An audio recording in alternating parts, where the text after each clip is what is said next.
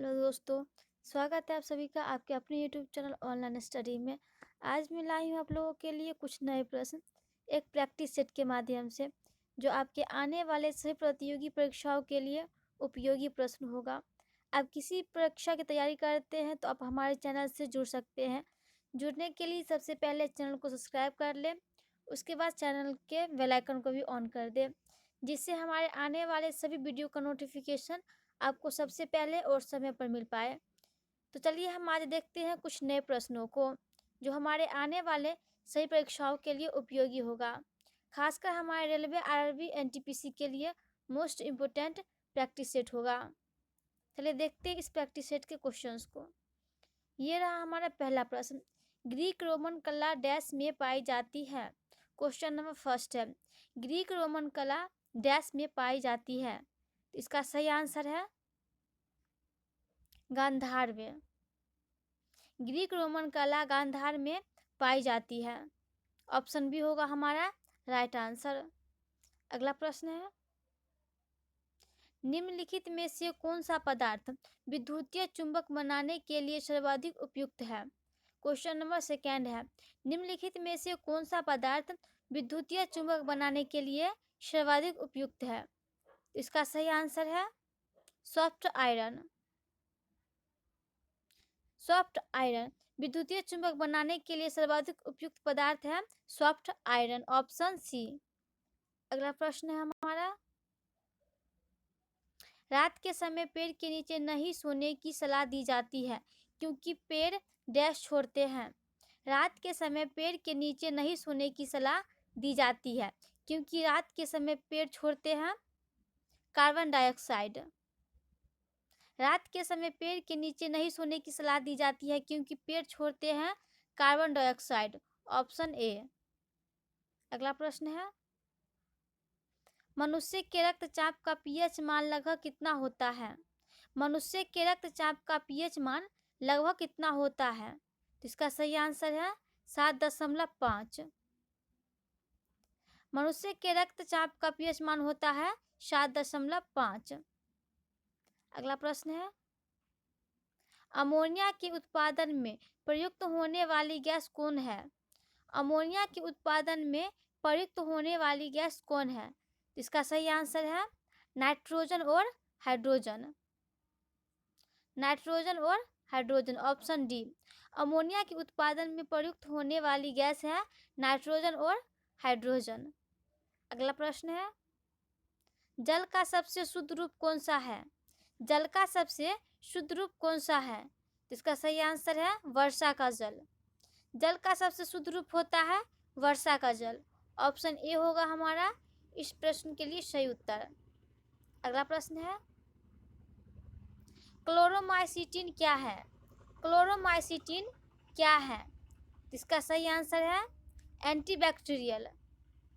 Chloromycetin एक प्रकार का एंटीबैक्टीरियल है। अगला प्रश्न है, किडनी के रोगी की डायलिसिस की प्रक्रिया में कौन सी विधि घटित होती है। किडनी के रोगी की डायलिसिस की प्रक्रिया में कौन सी विधि घटित होती है। इसका सही आंसर है विसरण। किडनी के रोगी की डायलिसिस की प्रक्रिया में विसरण की प्रक्रिया होती है। अगला प्रश्न है, ताप देने पर ठोस पदार्थ के सीधे गैसीय रूप में बदल जाने की प्रक्रिया को क्या कहते हैं। ताप देने पर ठोस पदार्थ के सीधे गैसीय रूप में बदल जाने की प्रक्रिया को क्या कहते हैं। इसका सही आंसर है ऊर्ध्वपातन। ताप देने पर कोई ठोस पदार्थ सीधे गैसीय अवस्था में बदल जाता है तो उस प्रक्रिया को ऊर्ध्वपातन कहा जाता है। अगला प्रश्न है, निषेचन के बिना फल का उत्पादन करने को क्या कहते हैं। क्वेश्चन नंबर 10, निषेचन के बिना फल का उत्पादन करने को क्या कहते हैं। तो इसका सही आंसर है पार्थेनोकॉर्पी, ऑप्शन डी। पार्थेनोकॉर्पी कहलाता है निषेचन के बिना फल का उत्पादन। अगला प्रश्न है, चिलगोजा नामक सूखा मेवा निम्नलिखित से मिलता है। चिलगोजा नामक सूखा मेवा किससे प्राप्त होता है। इसका सही आंसर है पाइन से। चिलगोजा नामक सूखा मेवा प्राप्त होता है पाइन से। Option D. अगला प्रश्न है, महात्मा गांधी ने अपनी दांडी यात्रा कहाँ से प्रारंभ किए थे? महात्मा गांधी ने अपनी दांडी यात्रा कहाँ से प्रारंभ किए थे? इसका सही आंसर है साबरमती से। महात्मा गांधी के द्वारा दांडी यात्रा का प्रारंभ किया गया था साबरमती से।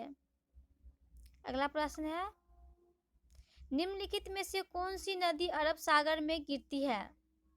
Question number 13। निम्नलिखित में से कौन सी नदी अरब सागर में गिरती है? तो इसका सही आंसर है ऑप्शन डी, सिंधु नदी। सिंधु नदी अरब सागर में गिरती है।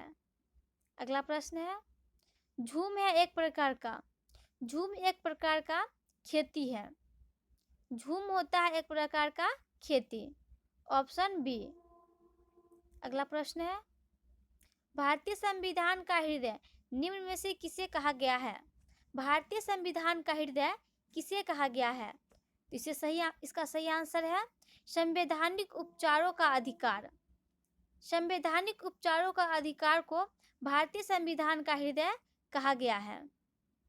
अगला प्रश्न है, राज्यों में राष्ट्रपति शासन संविधान के किस अनुच्छेद के तहत लगाया जाता है?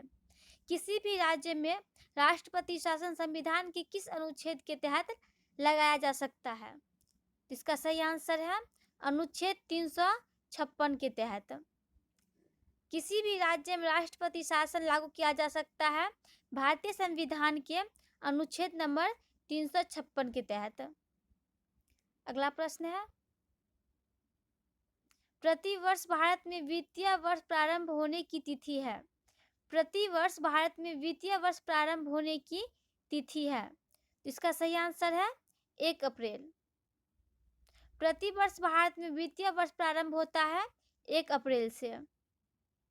अगला प्रश्न है, भारत की राष्ट्रीय आय का अनुमान करना किसका काम है?